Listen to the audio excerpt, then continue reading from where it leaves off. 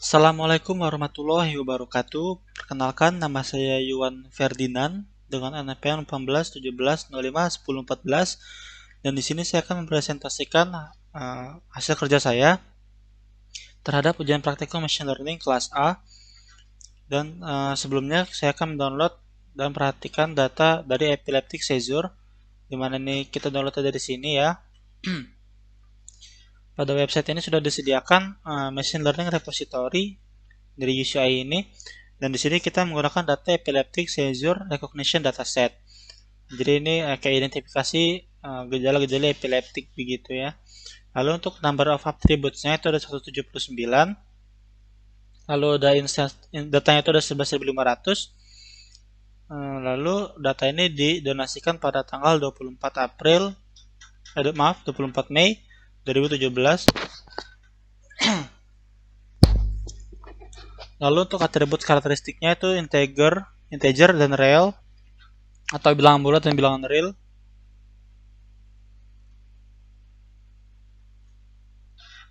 Lalu penjelasannya singkat di sini ada ya. Lalu untuk Y ini berisikan kategori dari 178 tadi, yang 178 dimensional tadi, input vektor, yaitu dengan 1, 2, 3, 4, 5, di mana 1 itu adalah recording activity-nya ya. Lalu untuk yang kedua itu tumornya, di mana lokasinya. Lalu mengidentifikasi region atau pada bagian mana tumor itu ada di otak.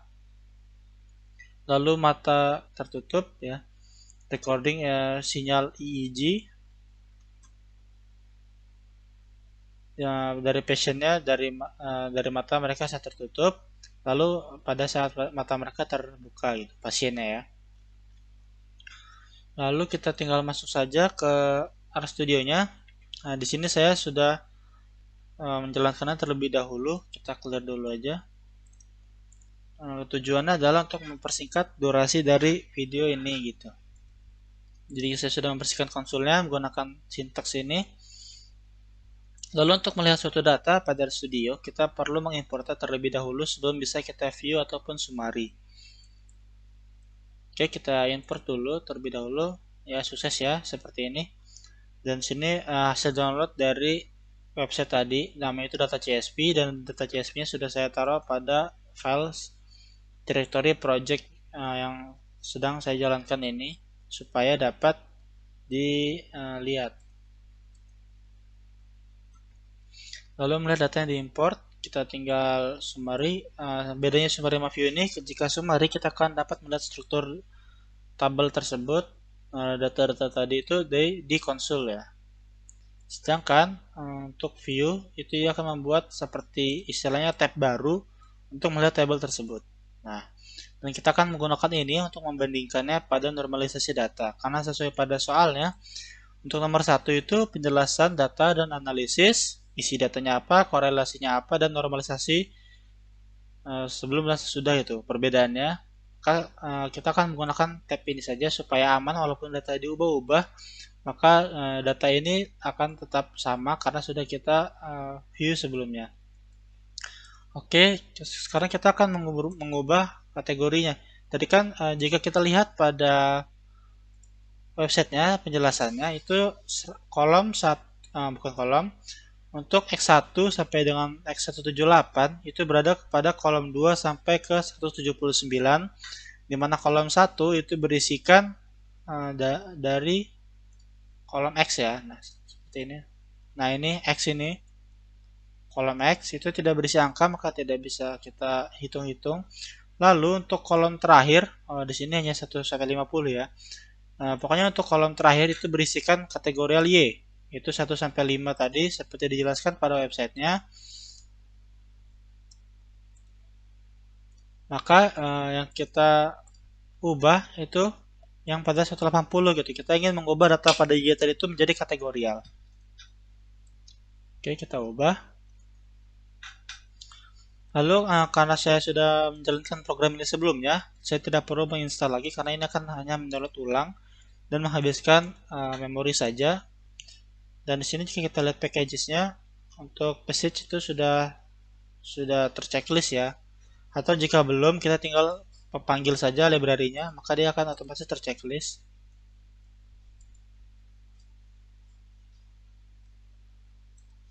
Nah, lalu kita akan first panel, kita akan membuat plotnya ya. Untuk plotnya ini backgroundnya itu kita menggunakan RGB atau red, blue, dan green. Untuk my data dengan X ya itunya. Lalu PCH21 ini apa? Yaitu kita akan membuat itunya bulat-bulat pokoknya. Kalau ini nih PCH ini untuk kode bulat. Lalu untuk bentuk lainnya itu macam-macam, itu kodenya itu antara 1 sampai dengan 21.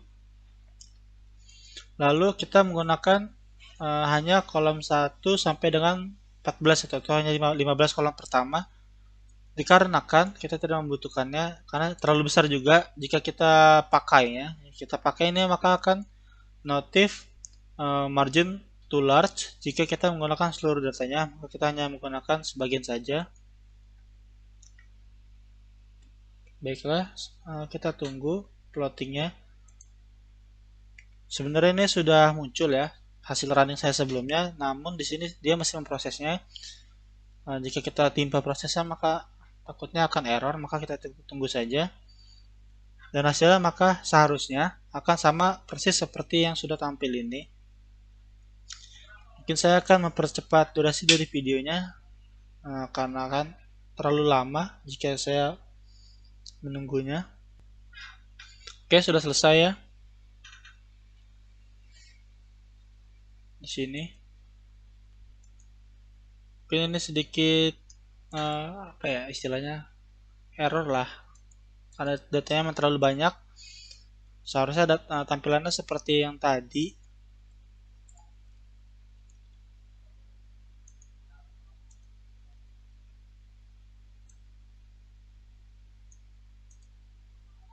Kita running ulang. Nah, seperti ini seharusnya. Ya benar ya, tadi ternyata mengalami sedikit lag gitu pada RStudionya karena kan datanya juga masih terlalu banyak.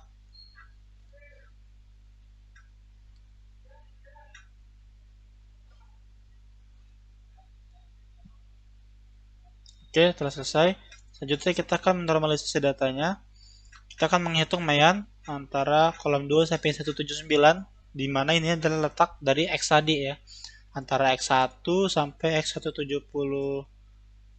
Ini karena terbatas. Maka kita akan menghitung meannya.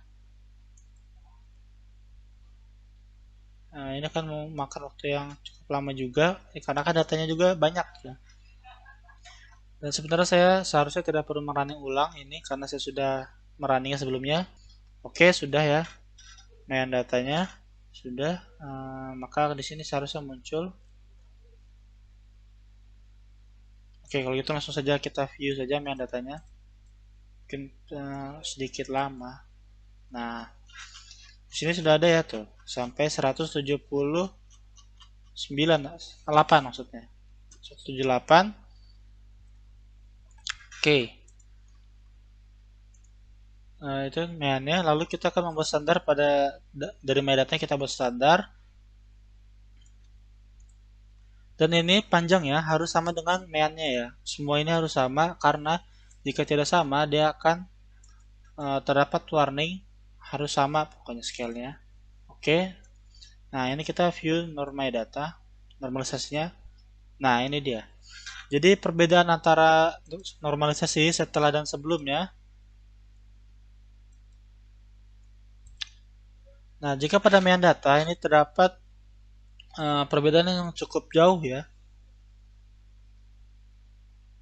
Antara yang X1 dan X2-nya seperti ini nih. 55 langsung ke min 9 gitu. Setelah dinormalisasi, perbedaan tersebut sangat-sangat minim sekali, hanya sekitar beberapa angka di belakang koma atau bahkan paling banyak itu satu ya.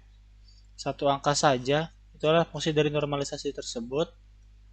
Baiklah, selanjutnya kita akan masuk ke soal nomor 2, di mana soal nomor 2 adalah clustering secara partitional dan hierarchical, analisis matrix sistem data, partitional dengan k-means, lakukan elbow graphic analysis dan graphic plot serta hierarchical cut tree dan graphic dendrogram.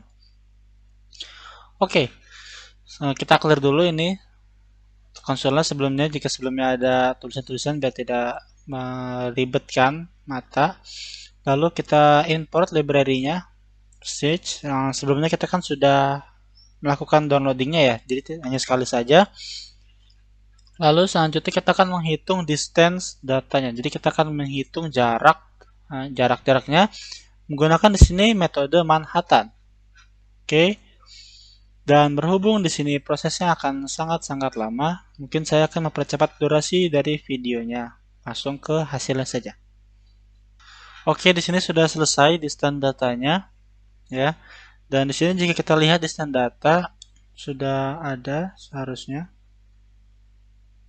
Nah, ini distance data dan size-nya cukup mantap, 529 MB large file-nya. Dan untuk table distance sepertinya saya tidak perlu running ulang karena size-nya juga cukup mantap, 1,1 GB dan akan memakan waktu yang sangat lama itu. Dan saya sudah running sebelumnya. Lalu lanjut saja ke member data. Jadi di sini membuat comments data dengan menggunakan fungsi comments mengambil 10 iterasi pada norma data.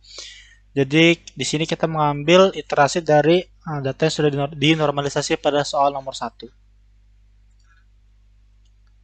Oke, jika seperti ini tinggal di running ulang saja. Oke, sudah ya. Member data harusnya di sini sudah ada. Nah, ini sudah ada list of 9. Oke, sekarang tinggal kita plotting. Kita buat plot dari norma data dengan kolom member pada data cluster. Oke, di sini langsung muncul plotnya ya. Keren.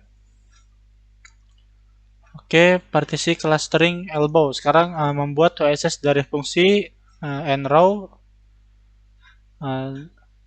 norma data dikurang 1 dikali dengan jumlah semua data yang ada pada norma data dibagi 2 dengan variabel WSS nrow norma data min 1 sum apply norma data dibagi 2 ya varian. Jadi ini maksudnya min 1 dikurang 1 lalu 2 di sini adalah dikali 2 ya dari norma data.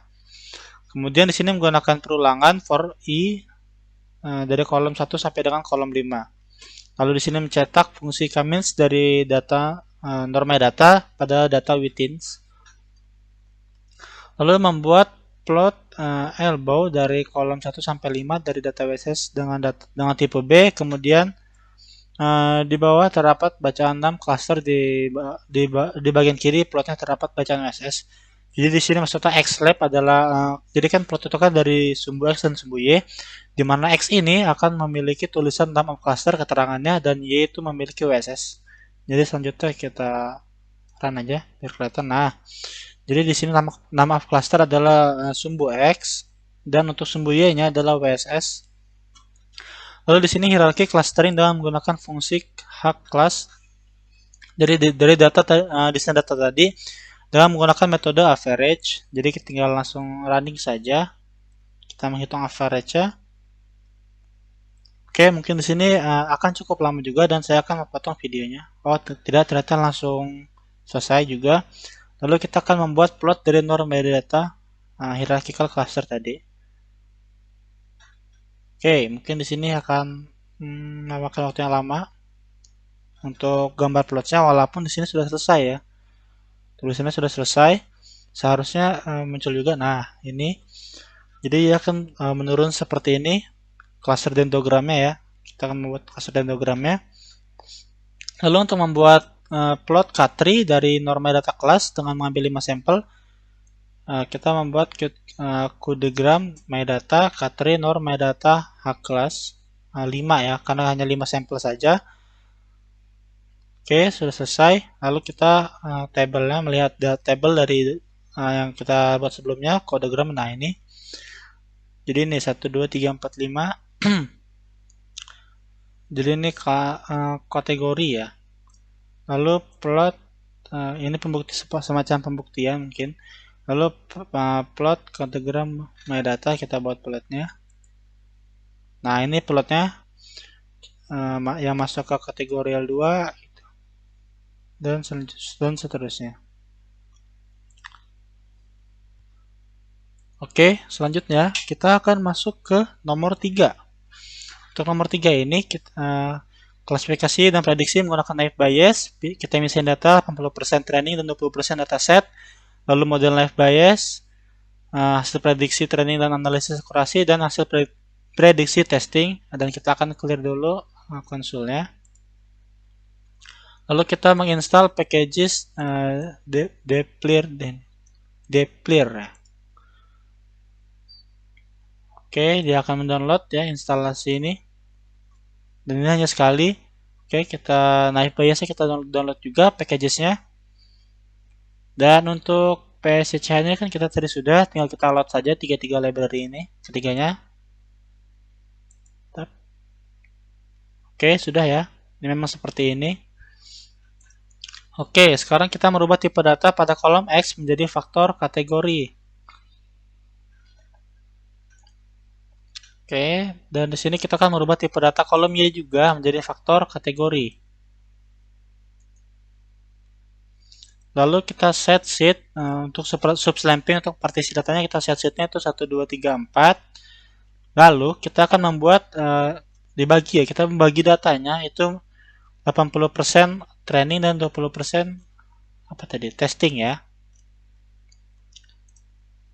Dan di sini kita menggunakan 0,8 dan 0,2 karena program tidak mengerti apa maksud dari persen ya, malah takutnya disangkanya modulus mungkin. Oke, langsung data train, data index 1. Lalu untuk data testnya itu di index 2.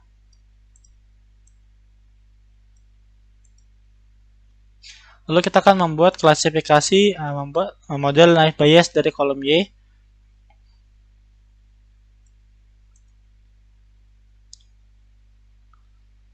Oke, ini memang seperti ini ya. Karena dia ada probabilitas yang 0. Lalu naive model. Nah, ini sudah ada bentukannya dari naive Bayesnya. Oke, karena tadi hanya 1 sampai 5 dan 17 more tables ya dan seterusnya gitu. Ini karena dibatasi juga supaya tidak berat. Lalu ini kita akan memvisualisasi dari naive Bayes tersebut dan di sini mungkin agak lama juga. Oke, saya akan mempercepat videonya. Oke, jadi di sini telah selesai ya plotting naive Bayesnya. Seperti inilah kira-kira bentuknya. Lalu selanjutnya kita akan pembuktian model data train. Nah, ini sudah ada data trainnya ya. Mana ada, SD-nya ada, standar deviasinya. Lalu untuk pembuktian data train, oh maaf, ini sebenarnya data train dan data test ya harusnya. Ya, yang ini itu data testing, data test. Oke, sudah ada juga, sudah bisa. Lalu probability naive Bayes, kita akan lakukan prediksi. Nah, ini sudah ada prediksinya. Lalu prediksi berdasarkan data train. Nah, seperti ini kurang lebih.